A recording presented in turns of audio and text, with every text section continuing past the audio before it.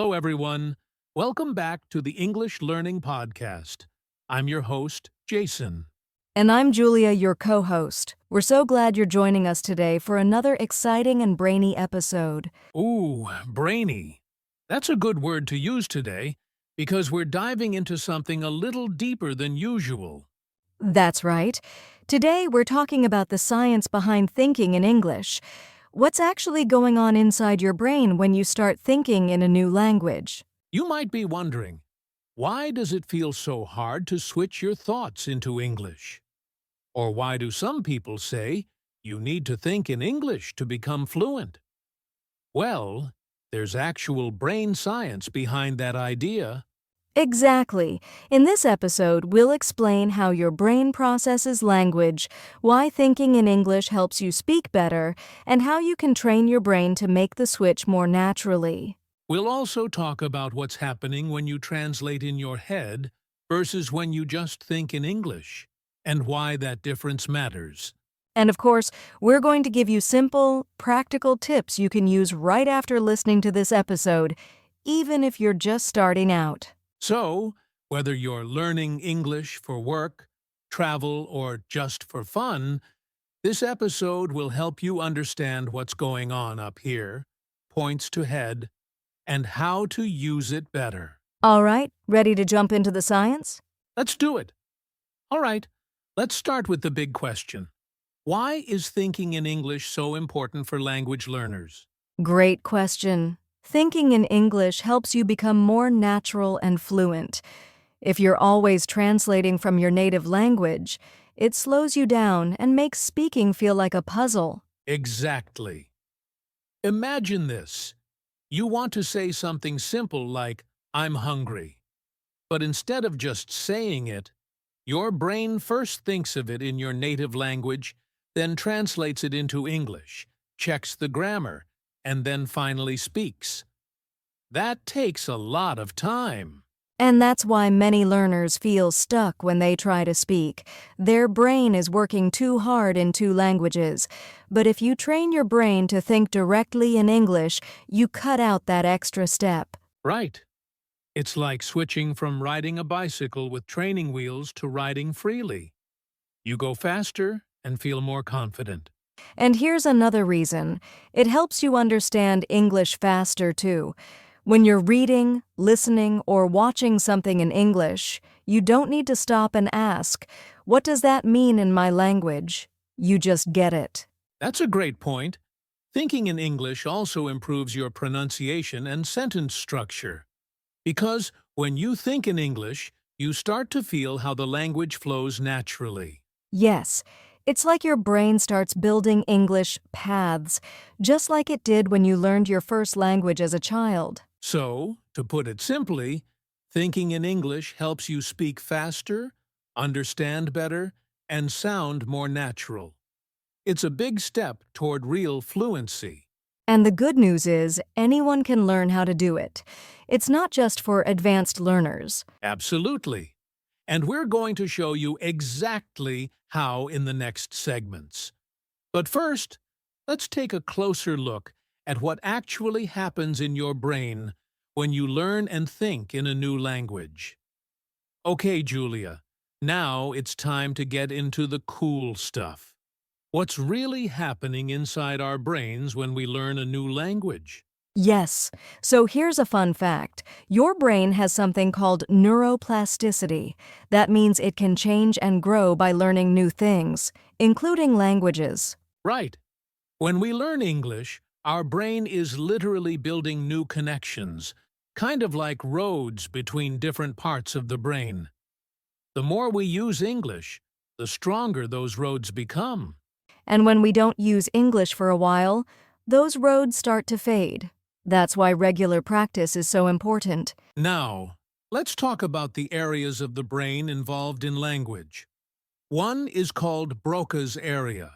It helps you speak and make sentences. And then there's Wernicke's area. That's where you understand language. So when you hear someone speaking English, that part of your brain is lighting up. Exactly.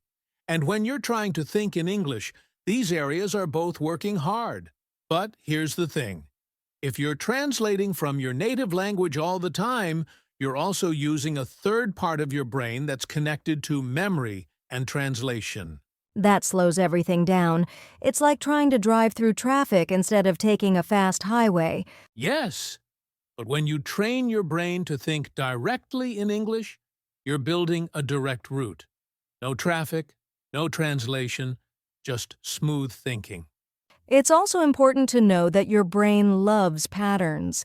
That's why it's easier to remember things like sentence structures, common phrases, and word combinations if you hear or use them often. Like when you always hear, "How are you?" or "I'm fine, thank you." Your brain recognizes that pattern and stores it. Exactly. The more you use English, the more your brain says, "Oh, this is important." And it starts saving those words and phrases in long-term memory. And repetition helps that process. That's why daily habits, like listening, speaking, and reading in English, are so powerful. You're not just learning words, you're changing your brain. Isn't that amazing? Your brain is actually rewiring itself as you learn English, and the more you use it, the more automatic it becomes. So if you feel frustrated sometimes, just remember, your brain is doing something incredible. It's learning a whole new way to think and communicate. Be patient, be consistent, and keep going. You're not just memorizing vocabulary, you're building a new language system inside your brain. And that system is what will help you think in English, speak more fluently, and understand more naturally. So now that we know how the brain learns language, let's talk about something every learner experiences: switching between languages in your mind. Yes, this is a big one. Most learners start by thinking in their native language and then translating into English. That's totally normal in the beginning, but it can become a problem later. Exactly. When you switch from your native language to English, your brain actually has to pause and do a lot of work. First, it thinks of the idea in your own language, then it searches for the English words, then it checks grammar, and then it lets you speak. Whew, that's a lot of steps. No wonder it feels slow and tiring sometimes. Right? Your brain is juggling two languages at once, and this constant switching uses more mental energy and often leads to mistakes or hesitation. Here's where it gets interesting. Scientists call this code switching, and while it's a useful skill, doing it all the time can hold you back from thinking naturally in English. So the goal is to reduce that back and forth switching. We want your brain to process English directly, without needing a translator in the middle. That's when you start to feel fluent. You hear English and you just understand. You want to say something and it just comes out in English, without thinking in your own language first. And it's not just about speaking. It also helps with listening, reading, and even dreaming in English. Have you ever had that experience? Oh, yes. The first time I dreamed in another language, I was so surprised. But it's a great sign. It means your brain is starting to live in that language. So switching between languages is natural at first. But our goal is to make English the default setting in your brain when it comes to thinking, speaking, and reacting. And don't worry, it doesn't mean forgetting your first language. Your brain is smart enough to hold both. You're just choosing to use English more automatically when it's needed. Exactly. Think of it like switching apps on your phone. At first, it takes time to move between them. But after a while, your fingers just know where to go. Same with your brain. It becomes faster and more confident the more you practice using English without switching back and forth. Coming up next, we'll talk about something that really helps with this process: repetition and immersion. That's what teaches your brain to stay in English mode longer. Okay, so we've talked about how the brain learns language and why switching between languages can slow us down. Now, let's look at something super important: repetition and immersion. Yes, These two things are like fuel for your brain when learning English. Repetition helps your brain remember, and immersion helps your brain stay in English longer. Let's start with repetition. Basically, when you hear or say something over and over again, your brain starts to recognize it faster. That's how we remember songs, right? Exactly. If you hear the phrase, "What do you mean?" many times it becomes automatic. You don't need to think about each word, you just know it. That's because repetition builds stronger neural pathways. Your brain says, "Oh, this is important. I've seen this before," and it starts to store that information in long-term memory. So if you're learning English, don't be afraid to repeat the same things again and again. Repetition doesn't mean you're slow, it means you're training your brain. Now, let's talk about immersion. This means surrounding yourself with English every day. Not just studying grammar, but living in the language. Right. You don't have to travel to an English-speaking country to do this. You can listen to English podcasts, watch YouTube videos, change your phone settings to English, or follow English speakers on social media. And the best part? When your brain sees or hears English all the time, it starts to think in English without you trying so hard. It's like when you move to a new city. You get used to the streets, the shops, the signs. It becomes familiar. Immersion does the same thing for your brain with language. And when you combine repetition and immersion, that's powerful. For example, if you watch the same short English video every day for a week, you'll understand more each time, and your brain starts predicting what's coming next. That prediction is key. It means your brain is no longer translating. It's thinking ahead in English. That's how fluency starts to form. So remember, don't just study English, live in English. Hear it, see it, repeat it. That's how you train your brain to think faster, smoother, and more confidently. And you don't need hours. Even just 10 to 15 minutes of daily repetition and immersion can make a big difference over time. Absolutely. It's about consistency, not perfection. And the more your brain is exposed to English, the more naturally you'll start thinking in it. So far, we've talked about how your brain learns language, how switching slows you down, and how repetition and immersion help. But now let's get to the heart of it. How thinking in English actually improves your fluency. Yes, and this is such an exciting part. Fluency isn't just about speaking quickly, it's about speaking naturally, confidently, and without stopping to search for every word. Exactly. When you think in English, your brain starts doing what native speakers do. It pulls out words and phrases automatically, without translating or pausing. Let me give a simple example. Imagine you're in a shop and you want to say, "How much is this?" If you're thinking in your native language, you might stop, translate it in your head, then say it. That takes time and confidence. But if you've trained your brain to think in English, that phrase just pops out. Quick, easy, natural. That's fluency in action. And when that happens, your confidence goes up. You feel more relaxed when speaking. You're not worried about every little mistake. You're focused on communicating. That's the key. Fluency is about flow. And thinking in English creates that flow. You stop overthinking and start responding more like a native speaker. Another cool thing is that when you think in English, you begin to feel the language. You get used to how sentences are built, what sounds right, and what sounds strange. That feeling is a sign that your brain is adapting. You're not just learning rules, you're absorbing the rhythm and style of English. And remember, you don't need to speak perfectly to be fluent.